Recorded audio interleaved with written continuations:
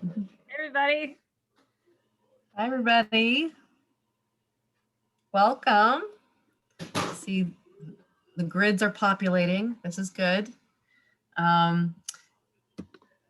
If anybody doesn't know me, I'm Sheila Scolanti. I am the director of the MFA program here at Chatham. And tonight I am delighted to welcome our Melanie Brown Lecturer for this year, Hannah Tinti.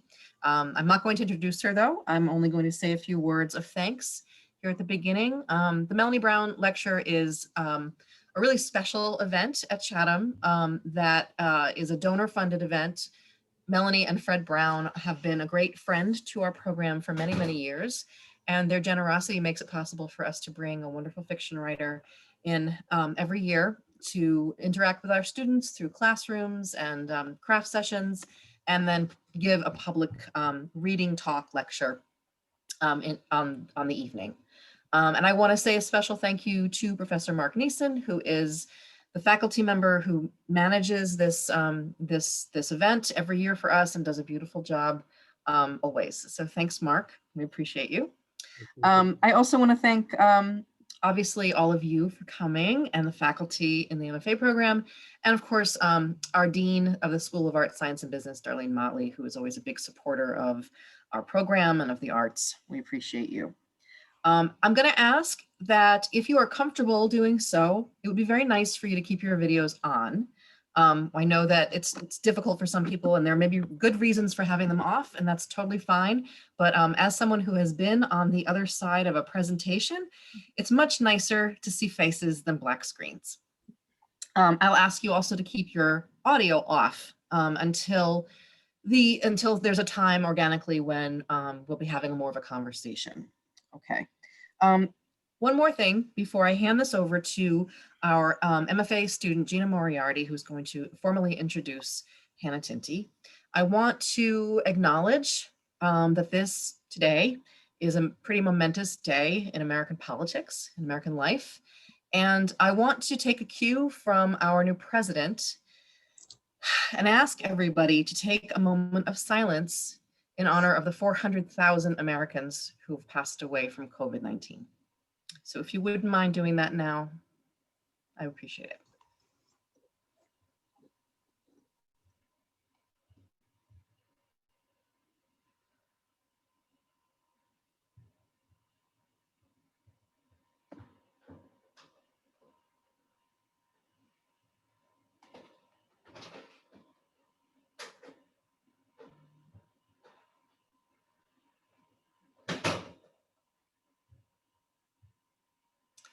Thank you very much, everyone.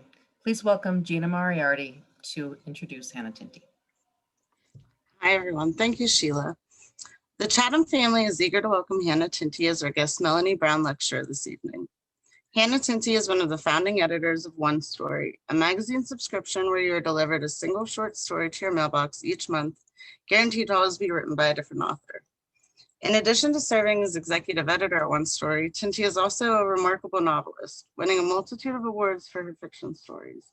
Her most recent publication was a story called Park and Play, in an anthology about smoking called The Nicotine Chronicles, put together by the mystery writer Lee Child. Her most recent novel, The 12 Lives of Samuel Hawley, is a bestseller and has been offered for television. Her first novel, The Good Thief, was a New York Times Notable Book of the Year, recipient of the American Library Association's Alex Award, winner of the Center for Fiction's First Novel Prize, and winner of the Quality Paperback Book Club's New Voices Award. She teaches creative writing at New York University's MFA program and co-founded the Siren Land Writers Conference in Italy's Amalfi Coast. Her short story collection, Animal Crackers, is sold in 16 countries and was runner-up for the PEN Hemingway Award. The Melanie Brown Lectureship features authors whose work is particularly attuned to place. Hannah revealed to me she is most interested in how, as writers, we go from an image to creating a scene to expanding that scene into an emotional experience for the reader.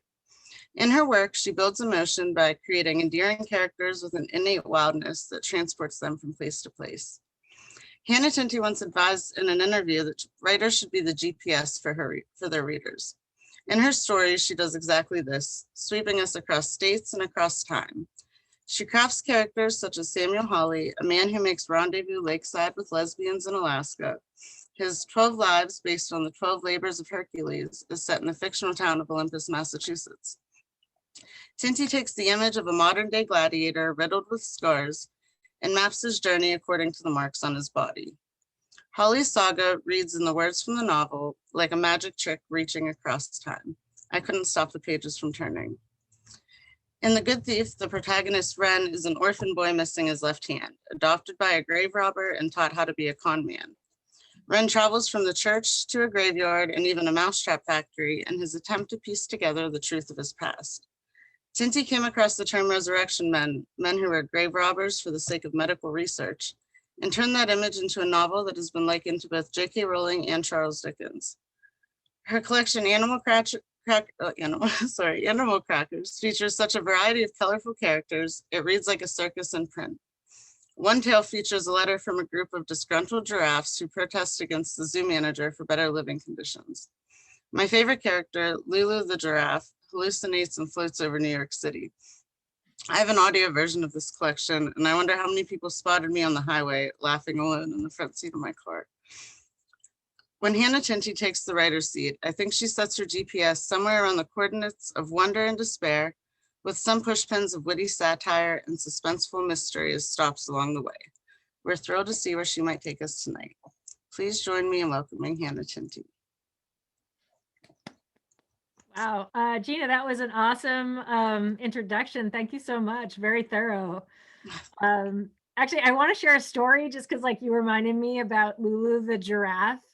So this is a short story called Reasonable Terms that was published in my first book. And it's actually the very first story that I ever had published. So it's a very important story for me. And yeah, it's written from the point of view of a group of giraffes who go on strike. And they basically decide to do a fake, like a mock suicide. So they all pretend that they're dead to sort of subvert the zoo's usage of them. So like, you know, all the children are crying because all the giraffes are dead.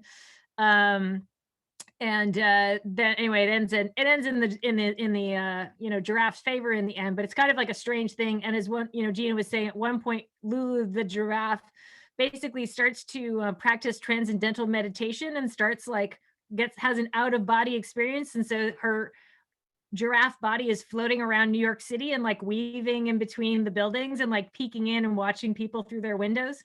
So, like I want to say like 5 years ago, this shows you how like you publish something and then like your stories, when they leave you, they start having lives of their own.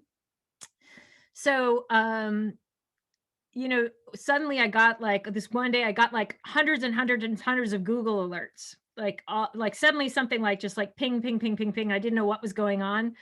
And what had happened was, oh, and then also these high school students all started these, basically started Twitter accounts and things like that from Lulu the giraffe's point, like Lulu the giraffe or Lulu the stone giraffe. And what had happened was they had used that short story in a statewide exam for New Jersey high school students. And all the New Jersey high school students, when they all got out of that exam, they immediately all went online and were like, what the fuck was up with that giraffe who was high? You know, and floating around New York City. And so like they made all these spoof accounts on it. And like, you know, like Lulu the giraffe has her own, like you had her own like Facebook account and like, but all of them showed like a giraffe smoking like a J, like, or a giraffe getting high. And it was just like, you know, or like, you know, with like rainbows and like behind it. And it just turned into this whole other thing where now Lulu the giraffe represents to these New Jersey high school students, like drug taking. And anyway, that's just my little aside, in that like sometimes you oh no, I didn't even get any royalties. That was something that was done by my publisher, so I had no idea that like that was even being used. I was not, the only way I found out was from the internet. So you never know when you put something out into the universe, like where it's going to go and have a separate life. So that's my little side story about Lulu the giraffe. So thank you, Gina, for reminding me how kind of awesome that little things can happen like that. So I thought I'd just read like very, very short, like I'm going to read for about 5 minutes. And then we're just going to turn this into a conversation, I hope, about really anything that you guys want to talk about. So while I'm reading for the next 5 minutes, you've got 5 minutes to come up with a question. And really don't be shy. I'm happy to talk about anything from process to teaching to more about the writing exercise that we did the other day, or about publishing or getting an agent or any of those business side questions, because my day job has always been working in the the other side of the desk, basically in the business part about writing. So or my work as an editor, running one story. So, but what I thought I'd do is I'm just going to read the first couple of pages of a story that I just came out in this anthology called The Nicotine Chronicles. And actually, I'm going to put a link in the chat. Let's see here, so you guys can check it out if you want. It's published by a small press called Akashic, and yeah, so here we go. This is a short story called Park and Play. The rooms at the Park and Play Motel are labeled non-smoking, but the guests smoke in them anyway. My boss Shirley fought this for a while, but eventually gave up and put an old cigarette machine outside the office. The customer puts in the money, yanks a glass knob below the brand they want, and a cellophane wrapped box drops down into the collection tray, along with a tiny book of matches. I bought a pack once, but it wasn't for me. There's enough smoke in my life already. Sometimes people use the ashtrays we put in the rooms, and sometimes they use the plastic glasses from the bathroom, or crush the ends of their filters into the side tables, or flick their embers onto the carpet. It's my job to patch the holes. Knock, knock, open the door, wipe the sink, scrub the tub, replace the linens, spray some air freshener, run the vacuum, lock the door, move on to the next. When I find burns in the sheets or towels, I cut them into rags. Burns in the wall-to-wall carpet, I fix with glue and some fibers snipped from the corners. Furniture burns, I paint over with a nail polish color called espresso that I keep in the pocket of my apron. The woman in room 207 has a black eye and bruises on her neck and checks out of the motel early. She says she's an airline stewardess and that she's driving to Phoenix to see her sister, but she doesn't have any luggage in her trunk. Later, when I clean her room, I find where she's pressed her menthol cigarette into the wood over and over until the burns become an etching of the Leaning Tower of Pisa, a series of connected circles angling up the side of the window frame. There are 8 floors, including the bell chamber. I recognize the image from my father's postcard collection. I wonder if she's seen the building in person or just in pictures, like me. Most people don't tip at the Park and Play, but the woman in 207 leaves $5 on the windowsill beneath the drawing, as if she is apologizing for the mess.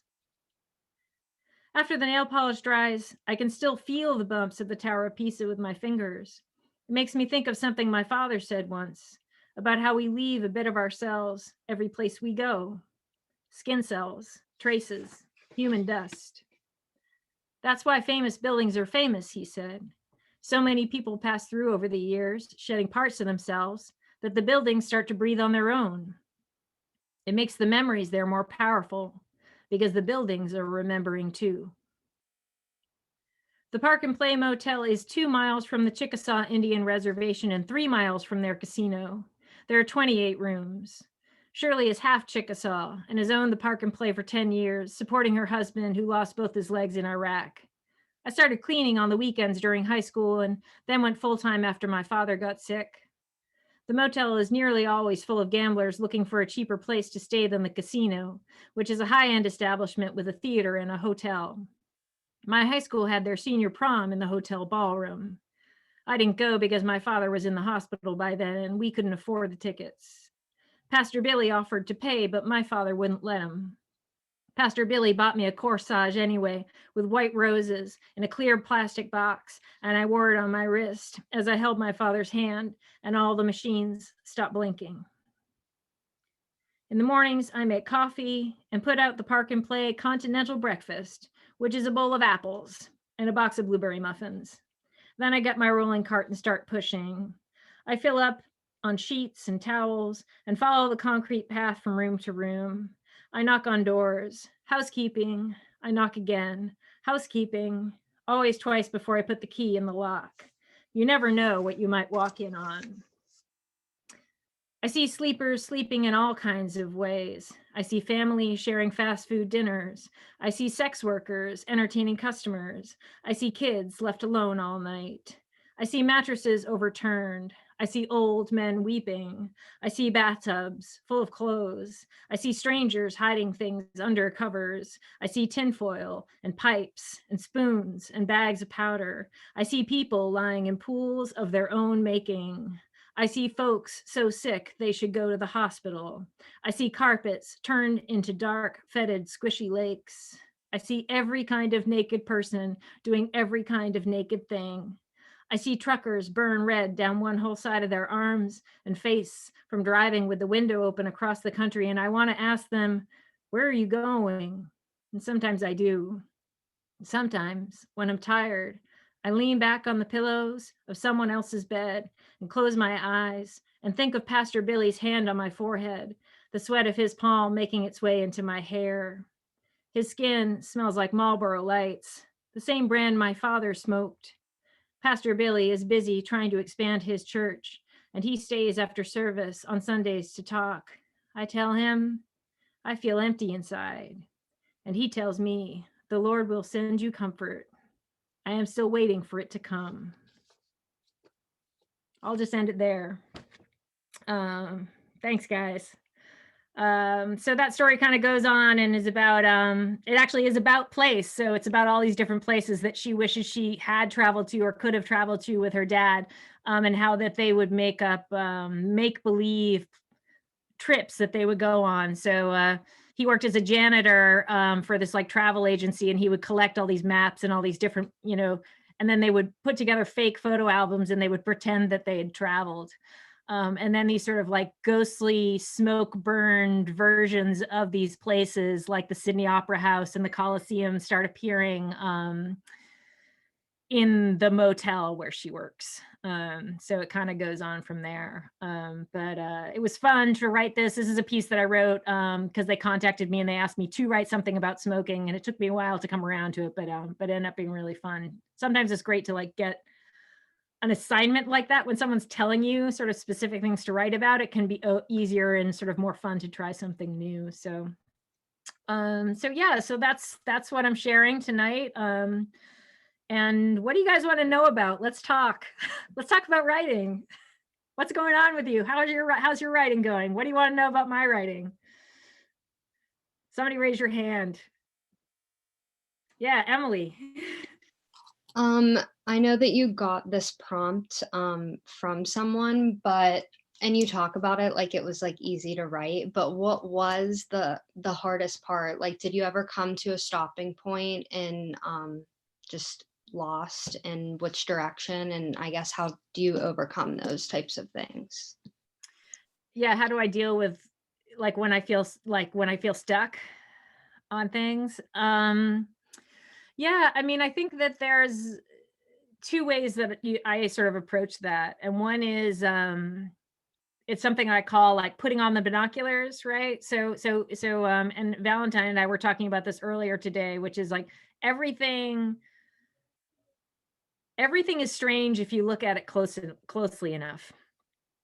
So you'll find something interesting to write about if you just like zoom in, like and do a super close up shot like that, like really scary, like go really, really close to the camera, going close to your own writing. And then the second thing, and then observing it that closely, usually, or doing that layering. That's kind of what that layering exercise that we did yesterday. That's about zooming in and getting closer to something, an emotional truth that's happening on the page. And then the second thing I think that usually shakes things up for me when they're getting boring, because I always say to my students, if you are bored writing it, your reader's going to be bored reading it. So it's about how do I get myself excited again about what's happening on the page. So a question that I often ask myself is, what's the weirdest thing that could happen right now? Given these circumstances, given like these objects that are in the room and these characters that are at play, like what's something really weird that could happen right now? That's something that happened in my book, The Good Thief, where I had these grave robbers and there was a bunch of dead bodies, but already I was getting bored. You'd think that'd be exciting, right? Already that would be enough, but already I was starting to lose interest. I was like, what's going on? It's just a bunch of dead bodies. Nothing interesting is happening here. I want to like go on Twitter, or I want to go meet my friends at the bar. So I'm like, how do I keep myself in the seat? And I'm like, well, what's something weird that could happen right now? And I was like, oh, what if one of the bags just like sat up? And so one of the bags sat up in the story. And then I'm like, oh my God, what are they going to do now? So then, and then I ended up, they end up ripping the bag, and it was like this half dead man named Dolly who ends up, becoming a big character in the story. But the only reason why that character appeared is because I was bored. So try to get yourself not bored by making something weird happen. Throw in something strange, or look more closely at what you already have. All right. What else do you guys want to know? Natalie, yeah. What is your writing process? Do you keep a regimented schedule? Do you write when, inspiration strikes? And do you find that your process differs when you're writing something shorter versus something like a novel length? Yeah, I will say, and I don't know, maybe sometimes I feel like I'm not the best. It's like some people say like lead by example, and like you have to have a schedule and you need to write every day. I don't write every day.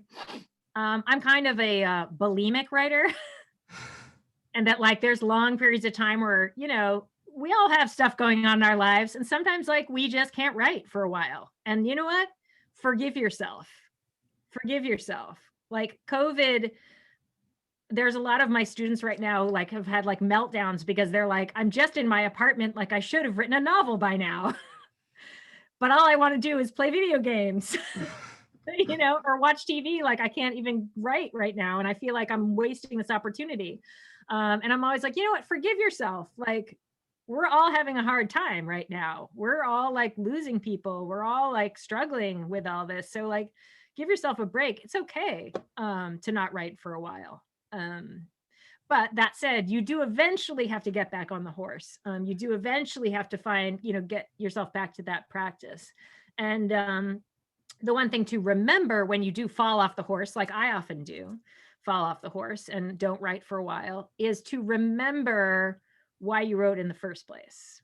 And all of you are here, all of you are, sitting in on this Zoom because at some point in your life, you had the experience of writing something down and feeling excited, of writing something down and feeling that spark or aliveness come to you. And I often feel like that moment happens because, there's this creative wall between our subconscious and our conscious minds. Right. And I was describing it to Valentine earlier. Sorry, Valentine, you're just going to hear this again. It's like, I feel like it's the Great Wall of China, and you're like walking along the wall and walking along the wall. And that's most of writing. It's like the slog, you're walking along the wall, but every once in a while you'll find a door in the wall, and that door will open. And when that happens, it's like our conscious and unconscious mind starts like shoo, shoo, shoo. And like all this information like crosses back and forth between the two. And you feel this like surge of excitement and energy on the page. And I think that there's something about that. There's this communication, there's this like hidden thing way back here in your brain that suddenly jumped to the front part of your brain. And it sparks like fire. I call it like solar flares. So that's the reason. And you got to remember what it's like to have a solar flare, and like that it actually can bring you that excitement and joy. And let's face it, we're writers because we're introverts. We're also writers because we're all kind of depressed. Like we all are dealing with depression, that's also why we write. So remember that writing can also bring you that joy. It can bring you that spark. It can bring you to life. And that's why you need to get back on the horse. That's why you have to get back there. That's why you have to keep marching along the wall and do the slog, because you're going to find the door, and then you're going to find another door, and then you're going to find another door. So that's my way of like getting back into a practice when I've stopped, fallen off the practice. Another thing I just want to share, Walter Mosley, who's a really great writer. I went to this amazing lecture he gave about his process. And he talked about, he's someone who actually writes every day. And that's a different technique than what I do. But he says it's almost like, for any of you like scuba dived or anything, it's like, he's like, it's about like you're in the water. And every day that you write, you're able to go a little bit deeper, and you're able to go a little bit deeper.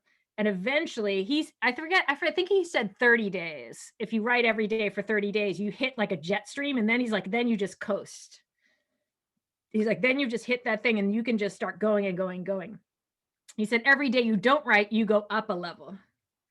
So he's like, you'll go down, down, down. And then it's like, you'll go up because you missed a day, up. And then you're down, down, down, down, up, up, up, up, up, and it's like, he's like, so to get back to the stream, it's going to take you longer.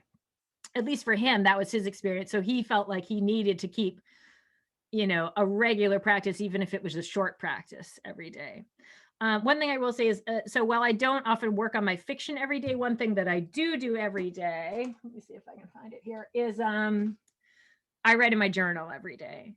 So even if I'm not, actually creating new work, I am actually having a bit of a practice. So diary journaling is almost a way you can keep your brain in that dreamlike place. And that's what I've found creatively over the years. Like, that's what I'm trying to stay in touch with. I'm trying to stay in touch with my internal subconscious dream place. I'm trying to stay in touch also with the part of me that notices things, that is watching things, and just try to like keep a record of it, because then eventually I can go back and use some of this stuff later in my work. So that's my long-winded answer to that great question, Natalie. Thank you. Thank you. Yeah. All right. What else do you guys want to talk about? Let's keep going. Anna? Yeah. Yeah, I have kind of a follow-up question, an editing question. When you come back to a piece you've written, what is sort of the first thing you look at with your editor's eye to work on and fix?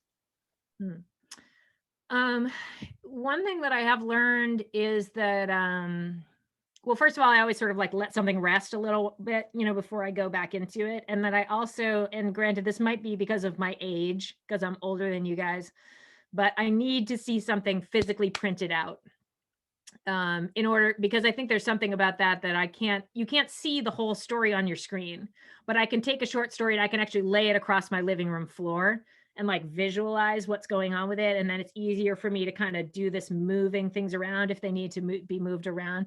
So I do suggest, working off of a physical print copy when you print it out, because also it feels more real when you print it out. And then you can also, you will notice repetitions, mistakes. It's easier to sort of like, see that on a physical printed copy, I think, than it is on a digital copy. So I do that, step one. And, I also try to do, something which we were talking about yesterday, which is I try to identify the most important things that happen in the story. So in other words, what are the pulse points in this story? When do things really start to shift? What are the most important parts of the plot?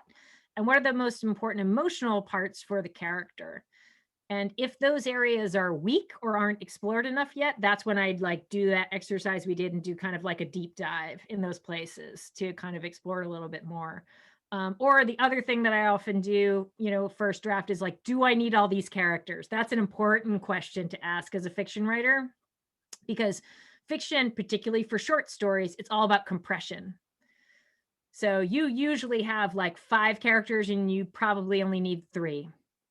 So there's a lot of essays on this. Rebecca Mackay has a great essay about character folding. I think she wrote for Electric Lit or someplace like that. That would be great if you literally Google, character folding Rebecca Mackay, or I'll try and find it and put it up in the chat, or somebody else can find it and put it in the chat. That's a great essay about how do you start like taking, it's more interesting to have one character do 3 things than 3 characters do 3 different things.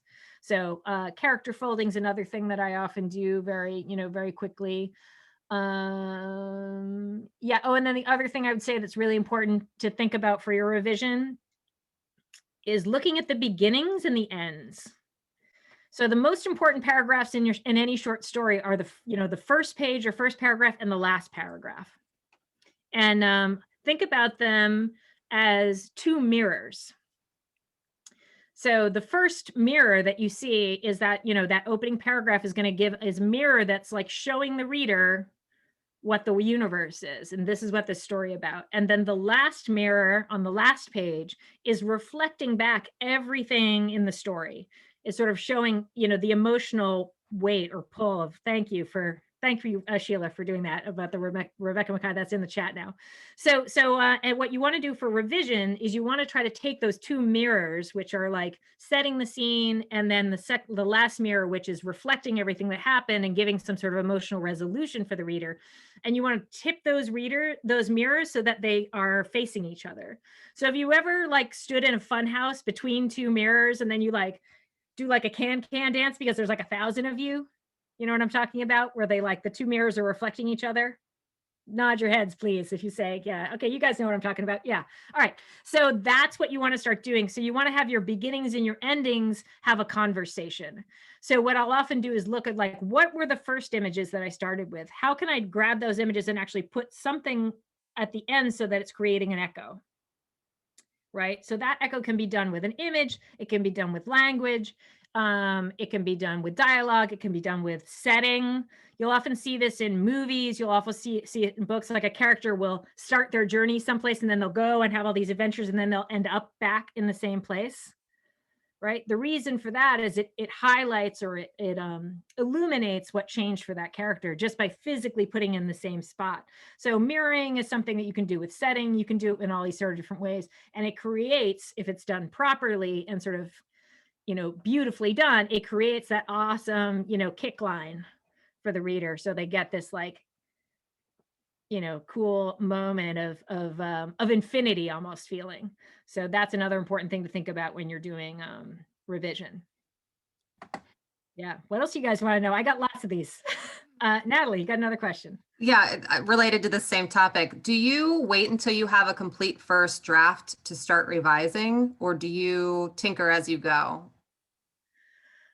Because yeah, maybe both, because I will say that I'm such a like control freak that it's hard for me to not tinker with sentences as I go. That said, I've gotten better at being looser in my first drafts. I do think it's important to push yourself through a first draft as much as you can, because, and not to waste time tinkering too much on the sentences, because what you'll end up doing is you waste like half a day making one beautiful sentence. And then in your revision, you realize you actually need to cut that whole character. So you're going to waste half a day.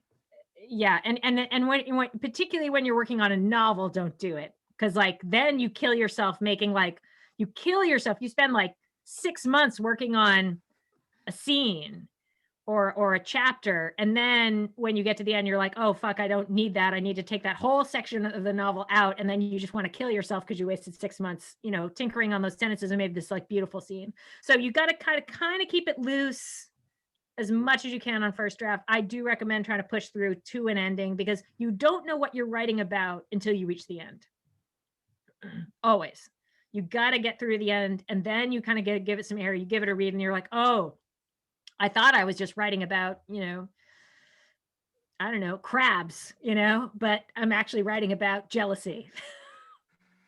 Something is going to something weird's going to come up like that you don't know. And if you do that kind of work that we were doing yesterday, which is trusting your subconscious, right? Allowing your mind to kind of like go into a weird place and just trusting that like it does connect. It connects more than you think it does.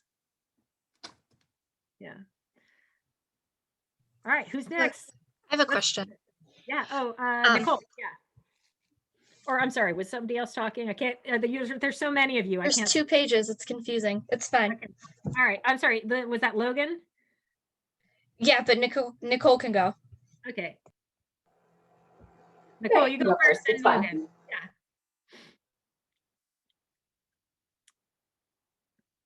I just had a question, because I know like as writers, it's often like recommended that we should be reading and reading constantly. Did you have like any pieces of writing that you would recommend that we read that you found really valuable, like either like craft that you've read, like pieces on craft, or even like fiction that you were like, holy shit, like this has changed my perspective on like writing or something like that? Gosh, there's so many things. I will say that in terms of reading, it's really useful to, and this is something we were just talking about in the publishing class. It's really useful to try to keep, your finger on the pulse of what's happening in fiction right now. And a great way to do that is read the annual anthologies like the O. Henry Prizes, Best American Short Stories, the Pushcart Prizes, Best of the Web, Best American Poetry. Those are sort of anthologies that kind of they kind of call through and pull some of the best stuff that was published each year and put it in a book. And I just would ask for them for the holidays for my family, and they would give them to me each year, and I would go through them and read them and be like, wow, I'd always be introduced to new writers. I'd be interested. You'd almost see like it also can help you see like, oh wow, there's like a lot more speculative being published right now, or a lot more or there's more genre bending, which is something I've really seen in the past 5 to 6 years, which makes me very excited. I like things that can't be categorized in that way, writers that are expanding and trying new things. So I definitely recommend, keeping an eye on those anthologies. They can be really useful. And in terms of craft, one thing is like, don't limit yourself to just craft books about writing. It's really about artistic process. And a writer, and I've mentioned her. I think I might have mentioned her. I've mentioned her in several of the Zooms that I've done for this group. Is Linda Barry, for me, changed a lot of my artistic approach, and particularly, and she's a cartoonist. Some of you might be familiar. She's also a fiction writer, and she's got a wonderful book called What It Is. What It Is a book about the power of images and what is an image. She tries to explain what an image is, and one of them is like for example, I'll do this one. So I'm going to ask a couple of you, what is your childhood telephone number? What is your childhood telephone number? I can tell you mine, 508-744-2403. Somebody else say your childhood telephone number. Mark, what's your childhood telephone number? 541-799-6135. Okay, somebody else, one more person. Give me your childhood phone number. Gina? Oh wait, Gina, I'm sorry, Gina, go ahead. 326-5531. Okay, and there was one other person that started to say, who was that? It was me. 480-641-3889. Okay, so here's the thing. She's like, it's just a number, but why does that number feel different? Like, you think about that number in your mind, like that number has it's like that number is an image. That number has emotion. That number is doing something, right? So this is what she kind of explores in the book. Like, what do our childhood telephone numbers, how do our childhood telephone numbers make us feel? Like, and that's really interesting to me. Like, those are the kind of things. She's like, is an image dead or is it alive?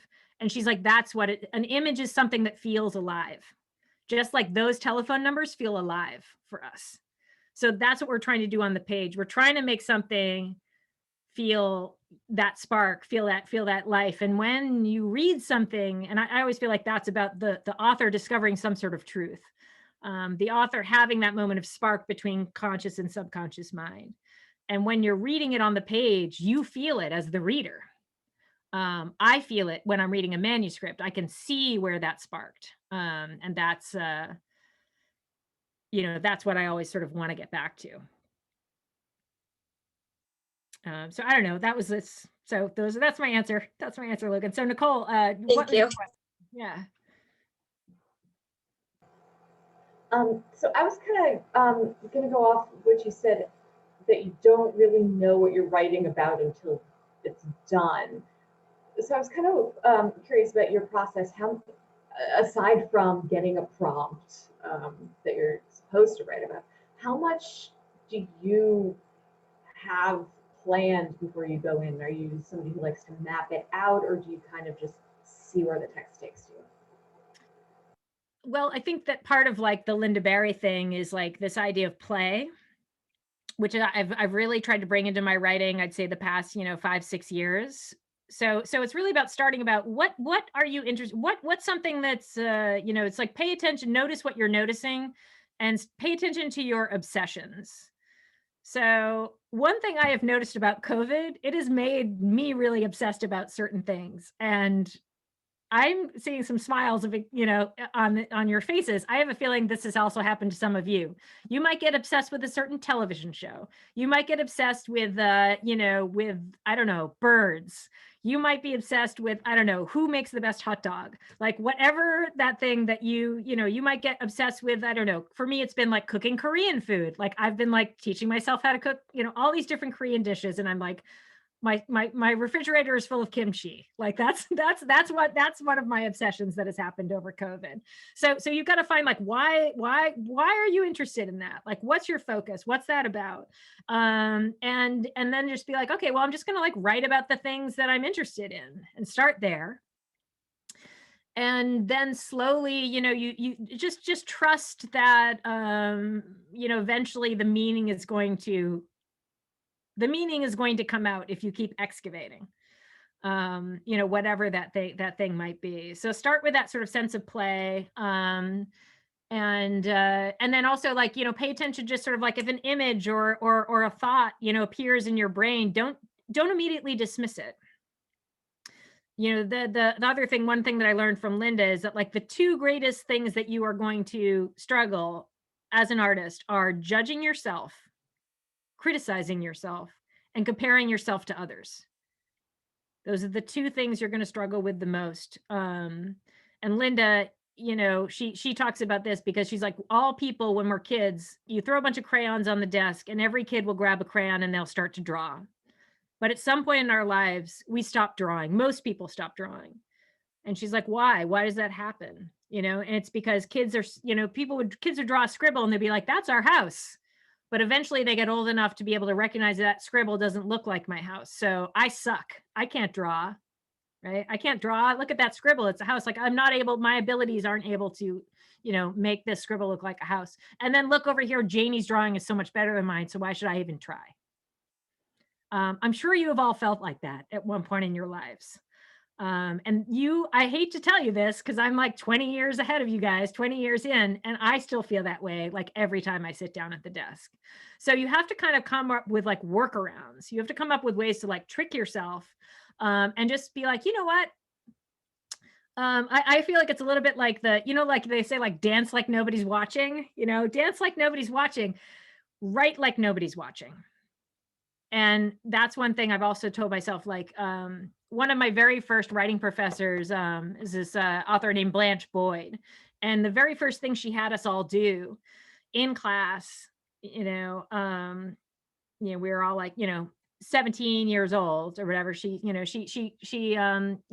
us all write. She's like, write down something that you have never told anyone, write down a secret that you have never told a single person. And then she she basically like took matches and we all lit them on fire. And she's like, that's it. That's what this is about. It's about writing that thing down. What you decide to do with it afterwards is totally up to you. So I have my students do that in every class. We all write secrets down and we immediately burn them. We write things down and just burn them. We're like, it's gone. But didn't that feel kind of exciting to like write that down and then it's just gone? So sometimes I tell myself the only way I can kind of open my mind up is I'm like, I'm going to write a short story and no one's going to read it. Like, I'm not going to show this to anyone. It's just going to be my own personal thing. No one's going to see it. And then that frees me up. And then I'm like, yeah, well, sure, I'll put an octopus in here because who cares? No one's going to read it. And then I got like an octopus going across the table. And then suddenly it eventually becomes interesting enough that I'm like, oh, maybe I actually could show this to somebody. So create the protective walls, whatever your protective walls are, in order for you to feel safe to create. Start there. Create that safe space for yourself so that you can play, so that you can try things out and not feel like anyone's watching. And feel that joy and just kind of like, this is just for me. It's not for anybody. I'm not going to show, like, my mother's not going to read it. My girlfriend's not going to read it. My boyfriend's not going to read it. No one's going to see this. It's just going to be me. So it doesn't matter if I fuck up. And, eventually you'll feel a little bit more confident once things are a little more solid on the ground. So that's where I'd start. Yeah. Thank you. So, all right. So who's next?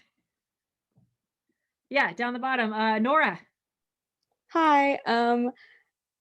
Your book, The Good Thief, is a historical fiction book in part, and I was wondering how you go about integrating like the research of a historical period into your writing without bogging it down and making it feel like, oh, I have to know every single detail of like what early America looked like and stuff like that.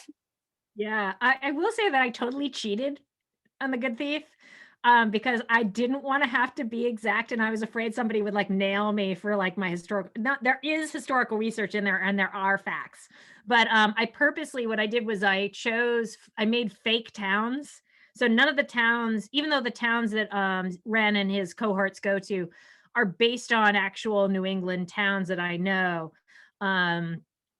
They're all fake towns. So what I did was I have the real towns around them, and I mentioned Boston, I mentioned New York, I mentioned, different places, but the actual physical places where they are, I make them fake so that, yes, exactly. So there's this thing that it gives me a little bit of breathing room in terms of making that. But in terms of research, I'll give you a little bit of advice that I got from my thesis advisor at in school, and that was actually I was lucky. I studied with E.L. Doctorow, and for those of you who unfortunately he's passed away now, but he's really known for his historical fiction and bringing like using real people in his fictional work.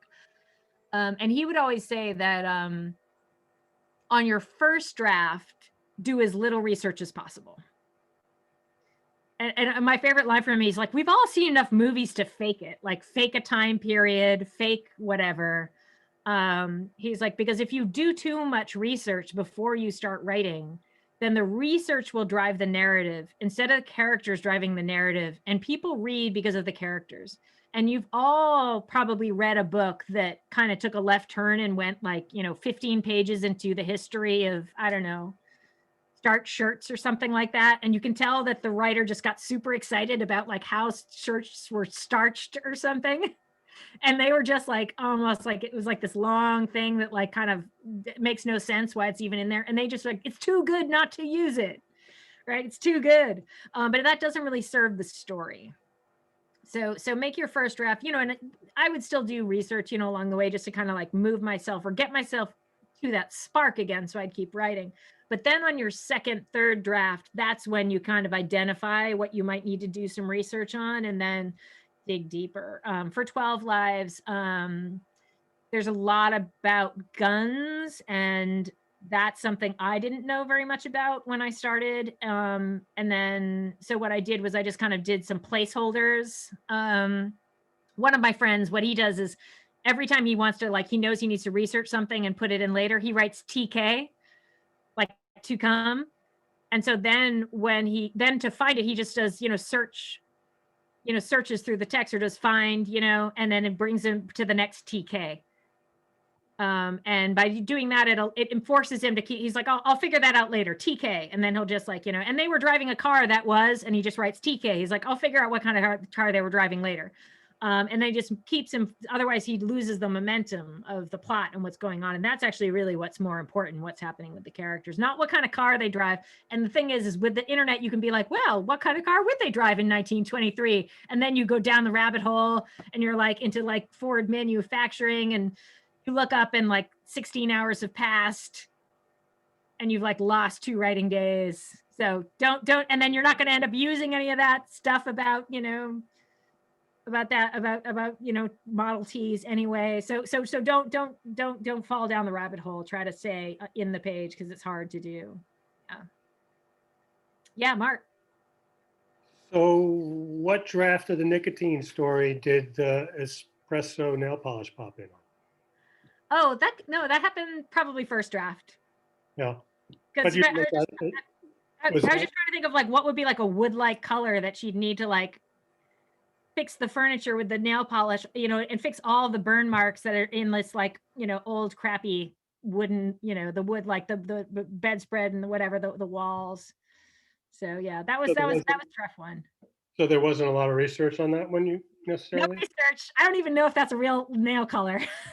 It's good. I did do research on, and I don't think I don't think I got that far, but so a couple of the characters are actually are Chickasaw, And so I actually did research into the language and took some courses about, and basically, so like there's some Chickasaw language in it. And that was something that was really fun to research, listen to, talk to some people who I knew who spoke it, and just try to like, it's one of those languages. It's like a dying out language that they're like trying to get people to speak, and, so that it doesn't get lost. So that was a rabbit hole, fun rabbit hole that I fell into. But again, I did it on a later draft. Hmm. Thanks. Yeah. All right. What else you guys want to know? We're almost at time. Wait, are we at time, Sheila? Yeah, maybe like 1 or 2 more questions. Valentine, you had your hand up. About 5 minutes.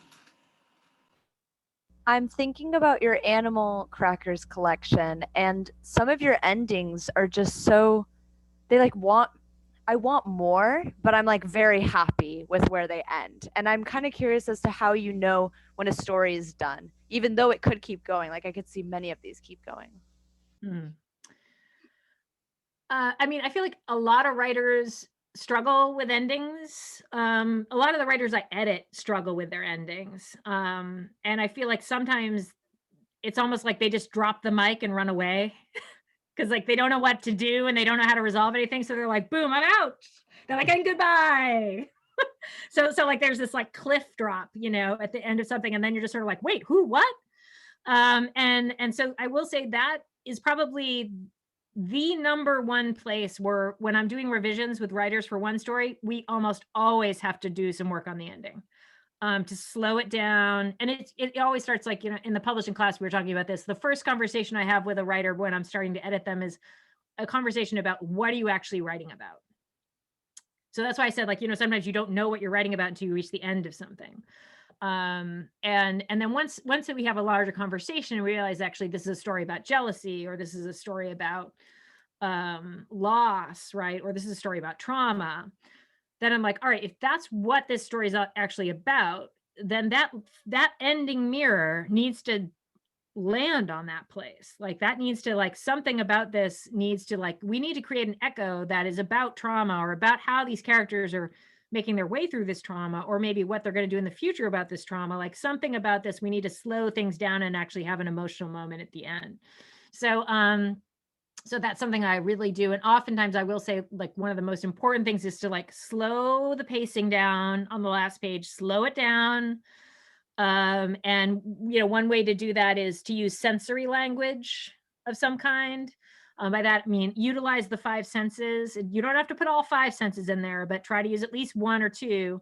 And what that does is allows the reader to step inside the character's shoes and emotionally feel what the character is feeling without you overtly saying, and they were sad, right?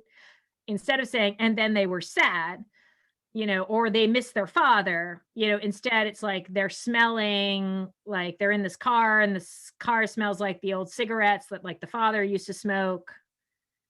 And then we feel the trauma or the loss of the father, and we're feeling like how sad she is, but we're doing it through the smell of the smoke. Okay. But in terms of finding, that's the general advice I'll give for like everybody. For me personally, how I find my endings and like the weird places sometimes where I end things is I usually have a vision of what the final moment should be when I'm about halfway through or 3/4 of the way through something, particularly for the longer pieces like the novels that I've written. I'll be about halfway through and suddenly I'm like, I knew for 12 Lives, I knew that the last scene was going to be Samuel Hawley and his daughter Lou on a boat at night under the stars. And I had no idea how they were going to get there. I was like, I have no idea how they're going to get on this boat. I have no idea how I'm going to get them there. I don't know why they're there.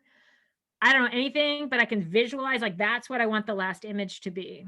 And so same thing with Good Thief.